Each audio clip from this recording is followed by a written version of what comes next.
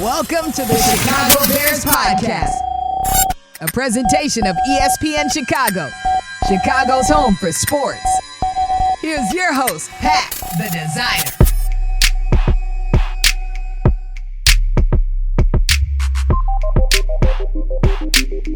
We do have a conversation on how the offense is improving when it comes to Justin Fields. At the end of the day, the offense is going to improve based on what Justin can and or can't do. And when you look at this offense, I think that there is a comparable to a player not named Jalen Hurts. I'm so sick of that comparison.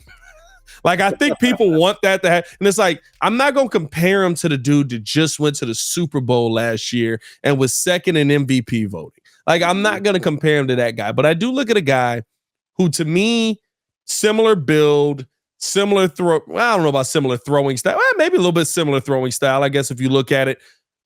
Willing to use his legs. I know people don't view this guy as a running guy. Runs a lot.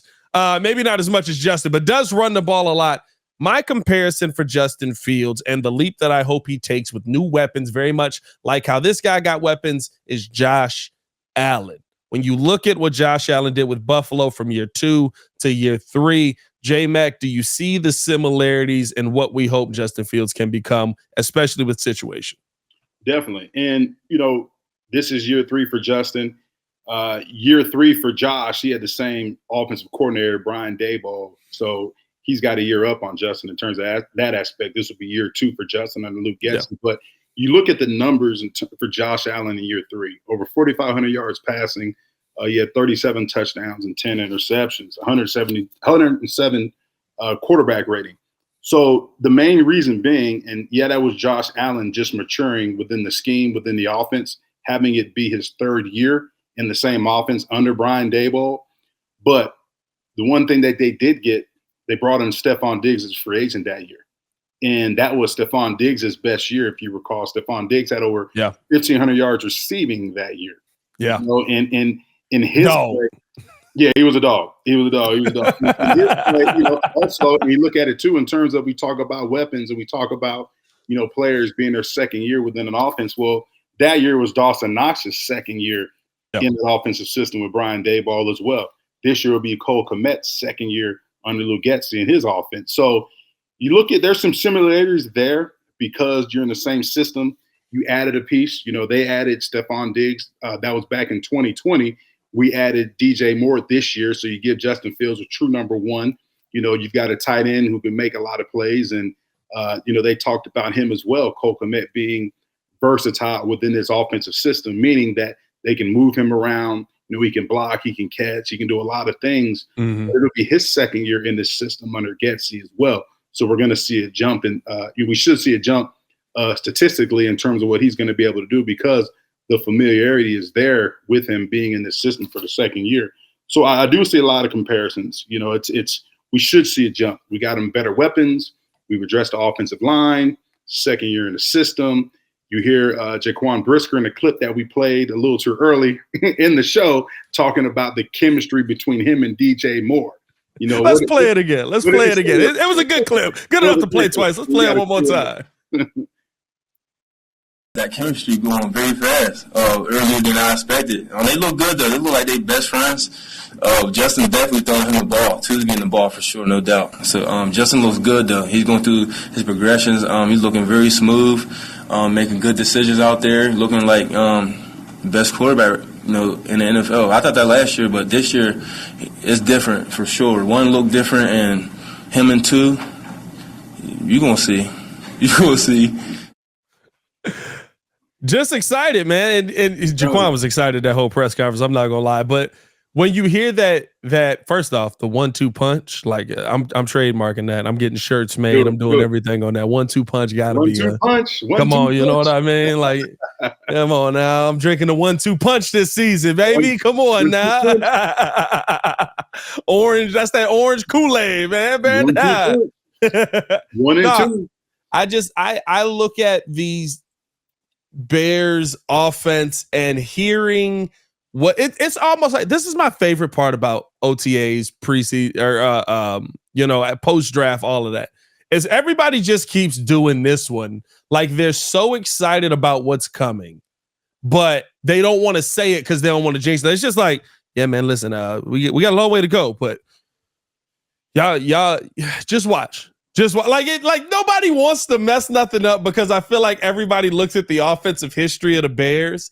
But at the end of the day, it's just a bunch of dudes just going, hey, y'all seen y'all didn't even see Justin. Yeah, you should. It's crazy out here. I love what I'm hearing about this, about the combination of Justin Fields and DJ Moore. DJ Moore was very honest when he came in. He said, listen, we got to build this chemistry. It seems like 3 weeks has really done that for this team, according to some of the plays, some of the highlights we've seen, how DJ Moore's been running, how Justin's been throwing the football, and then, of course, right, just the connection that those two have. The thing I love that he says, he's like, DJ getting the ball. There's no question who the number one is. Right. The chemistry is there. He said it's like they're best friends, right? And that's what you want. That means, hey, you know what? They're probably hanging out, away from the facility. Justin's getting a feel for how DJ Moore runs his routes on a daily basis. Every time he lines up on that field and DJ Moore's out wide and he's running a route, Justin's gaining a grasp and understanding on, how DJ Moore does things. So therefore, Coach Getsy talked about right now they're teaching things conceptually, meaning concepts, and they want to, teach things fundamentally in terms of having the fundamentals to execute whatever concept that they call. Yep. And it's all about timing and things of that nature in the passing game. So Justin Fields and DJ Moore and the rest of those receivers right now, with it being a non-contact practice, timing is everything. They're working on timing. He's understanding, where his chest pieces are. And we talked about this before. And that chemistry and that bond is going to become stronger and stronger. And, come July, when they start adding more things and more pieces to this offense, and they start understanding, what more things that DJ Moore can do, because these scouts scouted him and they brought him here as a free agent based upon what he did in Carolina, he may be able to do things that you didn't see on film, things that Carolina didn't do with him, or the way they didn't utilize him within that offense. And you may find things that you can use him within your offense that you didn't see on film when you brought him here as a free agent. So there's things that they're learning about these new players each and every day. There's things they're still learning about Justin Fields each and every day in terms of his growth and maturity. And now they say, you know what, he can go out there and execute that route concept. We didn't call it a lot last year, but now we see he has the growth and maturity to be able to do some of the things that we held back on last year because we may have thought it was too much. And now that you have a receiver that can do a lot of different things in the passing game with the ability and the talent that DJ Moore brings, they can add more pieces, they can do more things. But like we said, right now, it's all about, teaching and development and understanding right now. And then being able to go out as you progress each and every day to really harp and overcoach the details of whatever you're installing on a daily basis. And that's what these coaches right now are trying to focus on. They want their players to develop. They want to overcoach the details each and every day of whatever they're installing, and then be able to go out there on the field and execute whatever they're calling fundamentally. Yeah, and I look at how the coaches are talking about, right, how he's getting better fundamentally, how Justin's footwork is better fundamentally, how he's going through his reads better, how he's attacking better. And I'm again back to the Josh Allison comparison, right? That's how Josh was talked about, how Josh was looking when Stephon Diggs showed up, when an offensive line is standing in front of him. And then, of course, that next year, he ends up putting up 1,500 yards more than he did the season before. Now, I don't know if Justin Fields is going to have that kind of jump, right? Like, I'm not sitting here telling you that Justin Fields should go from, 70, 80, 110 yards passing a game to all of a sudden he's a 300, 400 yard a game guy. Yeah. But what I'm telling you is that there's pieces in place that now I look at Justin and say, okay, what can you really do? I look at the offensive line. Okay, is it going to be perfect? Probably not. You got a rookie right tackle. Things probably aren't going to go as smooth as we're thinking right now. I hate to say it, but at some point, somebody's going to get dinged up. Somebody's going to miss a game. There's going to be guys in and out. It's football. That's just what happens. How do you adjust based on that? But the guy standing behind those guys is really, really good, and he's a really good athlete, and he's got really good athletes to throw the ball to this season. And I think that that's what makes the difference, right? Like, how many plays did Justin Fields make last season with his legs where he's trying to get away, get something to keep the play alive? I mean, we're 8-9 seconds into the play. He throws it to a guy that finally gets himself open, only for it to be a drop. Yeah, and I think the one thing that I loved what Getsy talked about today is, right, he said there were times that Justin ran last year in which he shouldn't have, and regardless of the outcome of the play, like he may have ran and broke 50 yards for a touchdown, but he wasn't supposed to run on that play. Yeah. And he's teaching them those things, and he's showing them those things, like despite the positive outcome of that play, you were supposed to go here with the ball, but because your instincts took over and you have the ability to break a run 60 yards and outrun the defense, we got a great result of that play. But as a coach and as somebody who's here to develop you, I have to show you, right, where you could have gone with the ball. But the caveat to that is he said, Pat, I will never try to make him a robot. I'm here to refine him.